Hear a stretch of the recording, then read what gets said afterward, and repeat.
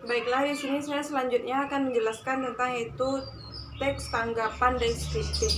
Di dalam teks tanggapan deskriptif ada beberapa bagian yang akan saya jelaskan. Yang pertama yaitu saya akan menjelaskan pengertian dari teks tanggapan deskriptif.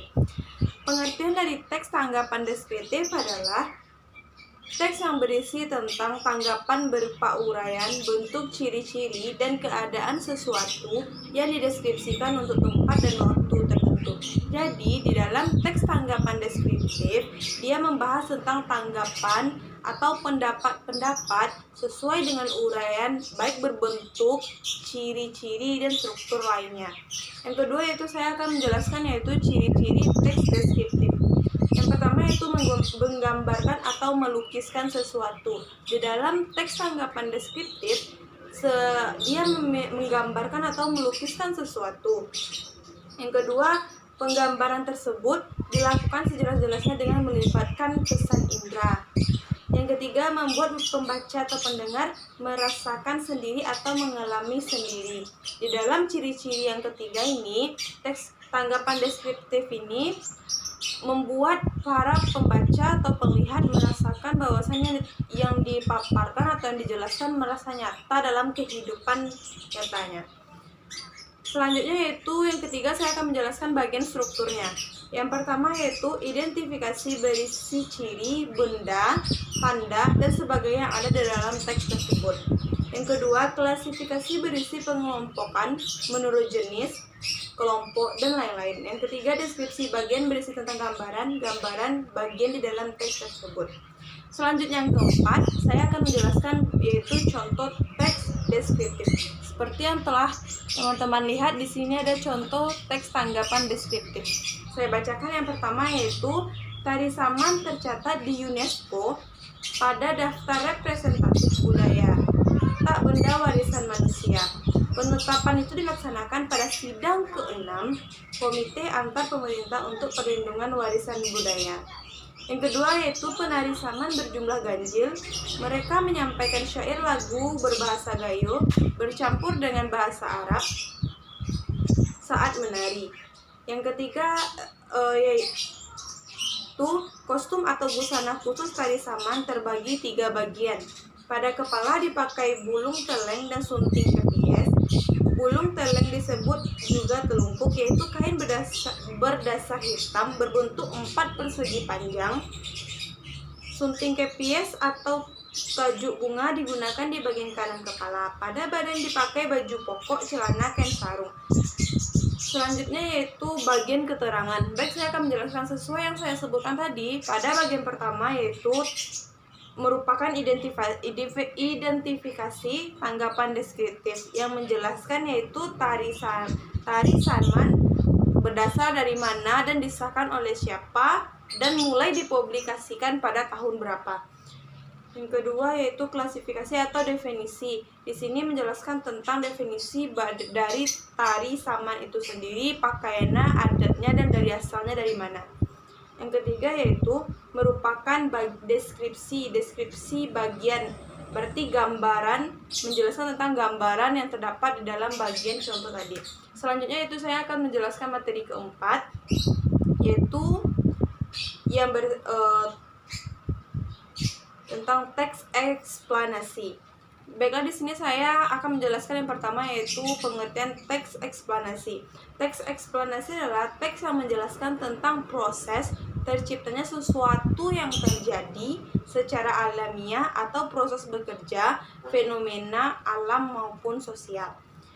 Ciri-cirinya yang pertama yaitu strukturnya terdiri atas pernyataan umum, penjelasan, dan interpretasi. Yang kedua yaitu memuat informasi berdasarkan fakta. Yang ketiga yaitu faktualnya memuat informasi yang bersifat keilmuan. Yang ketiga saya akan menjelaskan yaitu strukturnya. Pertama itu pernyataan umum, berisi tentang pembukaan, berisi informasi singkat tentang apa yang dibicarakan. Yang kedua, deretan penjelasan isi, berisi urutan, uraian atau penjelasan tentang peristiwa yang sedang terjadi. Yang ketiga, interpretasi penutup, tidak harus ada, berisi pendapat singkat penulis tentang peristiwa yang terjadi. Yang keempat yaitu saya akan menjelaskan tentang fungsi bahasa yang dominan. pertama itu penggunaan kata kerja aksi, yang kedua kalimat pasif, yang ketiga frasa nomina, tiga adverbia, yang keempat teknik, yang kelima abstrak, yang keenam serta sebab akibat. Karena saya akan menjelaskan selanjutnya yaitu contohnya seperti yang telah teman-teman lihat di sini ada. Baiklah, contohnya yaitu tsunami.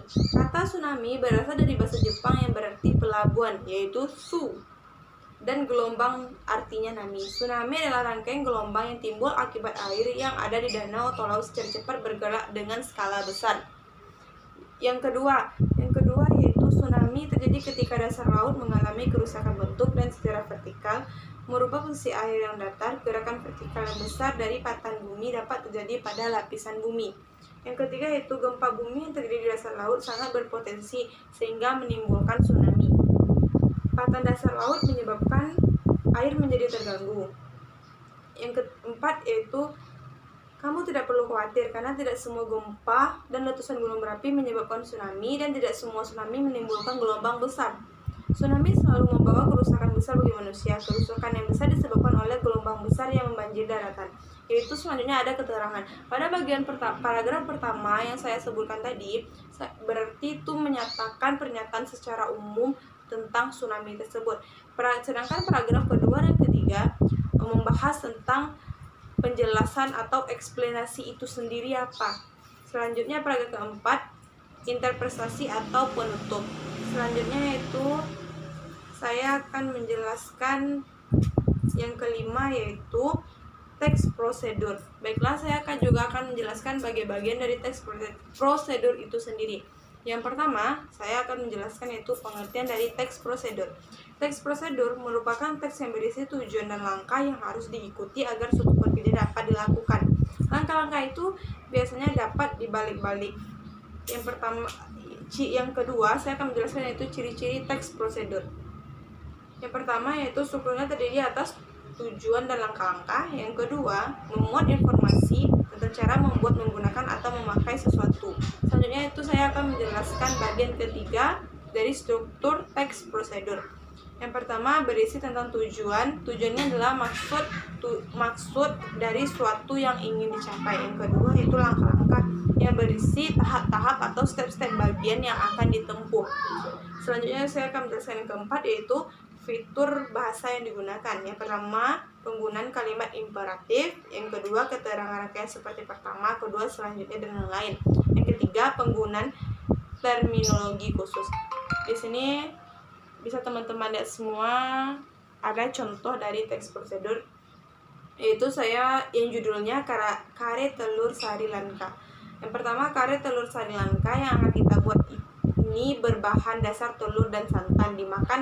Dinamakan kare sari lanka karena kare ini mengadaptasi cara orang Sri Lanka dalam membuat kare, yaitu dengan menggunakan kepala untuk mengentalkan kuahnya serta menambah lezat cita rasanya. Yang kedua, bahan kuahnya adalah santan tanpa gula yang mengandung minyak kelapa alami. Santan jenis ini mudah dijumpai di supermarket dan di sekitar kita.